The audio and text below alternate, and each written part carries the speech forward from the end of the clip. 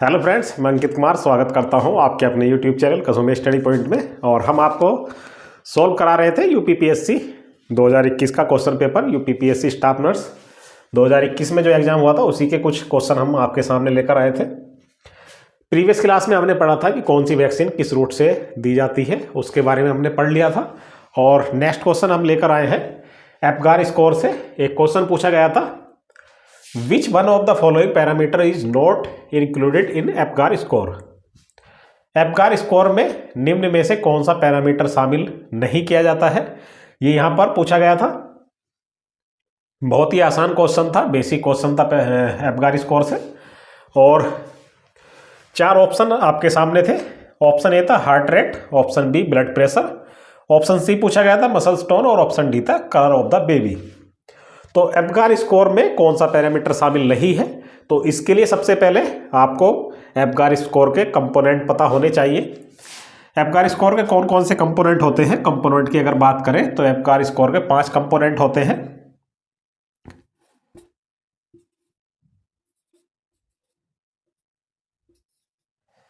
A4 होता है appearance,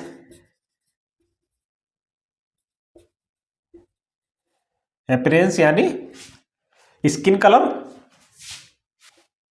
ये आपको याद रखना है। A4 अपीयरेंस यानी स्किन कलर। P4 होता है पल्स यानी हार्ट रेट।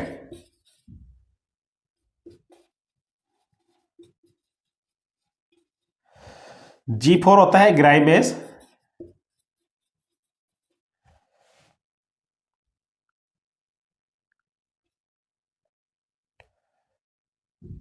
यानी रिफ्लेक्स इरिटेबिलिटी।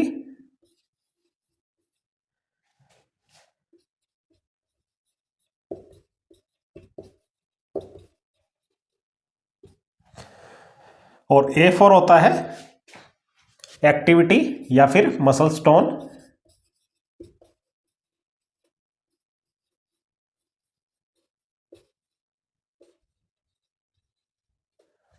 और AR4 होता है रेस्पायरेशन। तो ये कंपोनेंट आपको पता होने चाहिए एपगार स्कोर के, तभी आप इस तरह के क्वेश्चन का सही आंसर दे सकते हैं। A4 होता है A4 होता है अपीयरेंस यानी स्किन कलर, P4 होता है पल्स यानी हार्ट रेट, और R4 होता है ग्राइमेस यानी रिफ्रैक्स इरिटेबिलिटी, और A4 होता है एक्टिविटी यानी मसल टोन, और R4 होता है रेस्पायरेशन। ये 5 कंपोनेंट होते हैं एपगार स्कोर के, और ये कंपोनेंट आपको पता होने चाहिए, तभी आप इस क्वेश्चन का राइट आंसर दे सकते हैं। अदरवाइज आप तुक्का मार के आएंगे, और तुक्के का कोई पता नहीं होता है, सही भी हो सकता है गलत भी हो सकता है। तो उससे अच्छा है अभी समय है तो क्यों ना इस क्वेश्चन को पढ़ लिया जाए। तो 4 ऑप्शन आपके सामने थे। ऑप्शन ए था हार्ट रेट, तो हार्ट रेट भी हमारा कंपोनेंट होता है। ऑप्शन सी था मसल टोन, तो मसल टोन भी हमारा कंपोनेंट होता है एपगार स्कोर का। और ऑप्शन डी था कलर ऑफ द बेबी, तो कलर ऑफ द बेबी यानी स्किन कलर, ये भी कंपोनेंट होता है एपगार स्कोर का। तो ऑप्शन बचता है हमारे पास बी ब्लड प्रेशर। तो ब्लड प्रेशर एपगार स्कोर का कंपोनेंट नहीं होता है, और यही इस क्वेश्चन में पूछा गया था कि कौन सा पैरामीटर एपगार स्कोर में शामिल नहीं होता है, वही आपको बताना था। तो यहां पर आपका राइट आंसर ऑप्शन बी हो जाएगा, blood pressure. Blood pressure Apgar score में शामिल नहीं होता है। बहुत बेसिक क्वेश्चन है, लेकिन कई एग्जाम में एपगार स्कोर से ये क्वेश्चन रिपीट होता रहा है। और एपगार स्कोर से अगर बात करें और क्या क्वेश्चन पूछा जाता है, तो कई बार नॉर्मल एपगार स्कोर एग्जाम में पूछा जाता है, और कई एग्जाम में पूछा भी गया है कि नॉर्मल एपगार स्कोर कितना होता है। नॉर्मल एपगार स्कोर की बात करें तो 7 से 9 नॉर्मल होता है, 7 to 9 एपगार स्कोर नॉर्मल माना जाता है, ये आपको याद रखना है। ये क्वेश्चन कई एग्जाम में रिपीट हुआ है कि नॉर्मल एपगार स्कोर कितना होता है, तो 7 to 9 नॉर्मल एपगार स्कोर होता है। वहीं अगर एपगार स्कोर की डिस्कवरी की या फिर क्रिएटेड करने की बात करें कि किसने क्रिएट किया था, तो डॉक्टर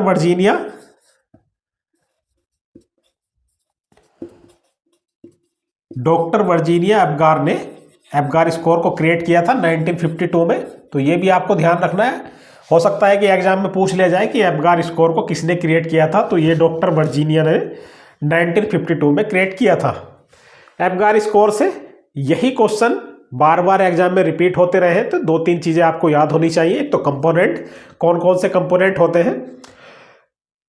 कई बार कंपोनेंट भी पूछ लेता है एग्जामिनर, और कई बार एक्सेप्ट का भी क्वेश्चन आता है। जैसे ये क्वेश्चन था कि इसमें एक्सेप्ट पूछ लिया था कि कौन सा शामिल नहीं होता है, तो आपको सारे कंपोनेंट्स याद होने चाहिए। और नॉर्मल एबगार स्कोर कितना होता है, ये तो कई एग्जाम में पूछा गया है, तो ये भी आपको पता होना चाहिए। 7 to 9 नॉर्मल एबगार स्कोर होता है। तो इस क्वेश्चन को हम यही समाप्त करते हैं। इससे ज़्यादा क्वेश्चन एबगार स्कोर से नहीं बनते हैं। उम्मीद करता हूँ ये क्वेश्चन आपको समझ में आ भी गया होगा और आपके लिए काफ़ी हेल्पफुल रहने वाला है आने वाले यूपीपीएससी स्टाफ नर्स एग्जाम के लिए। और इस तरह की हम छोटी छोटी क्लास हम बना रहे हैं, जिससे कि कई बार होता क्या है, लॉन्ग क्लास में बोरिंग सी लगने लगती है थोड़ी देर के बाद क्लास, तो इसलिए हम बहुत ही छोटी छोटी क्लास आपके लिए लेकर आ रहे हैं, क्वेश्चन बाय क्वेश्चन। और वो क्वेश्चन है जो कि एग्जाम में पूछे जा चुके हैं।